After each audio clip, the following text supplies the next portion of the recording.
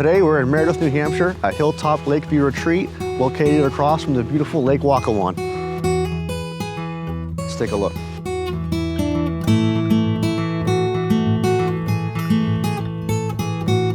Just a 10-minute walk down the street brings you to Main Street, where you have wineries, shopping, and restaurants in the town docks on Lake Winnipesaukee. During the fall, you have this amazing foliage and plenty of hiking trails throughout the area.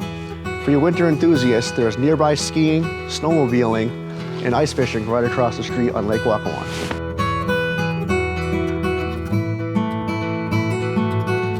In the summer, you have access to a beautiful beach across the street and a boat launch.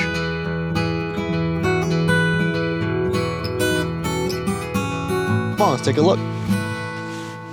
Now let's take a look inside Hilltop Lakeview Retreat. You're gonna love the open floor plan.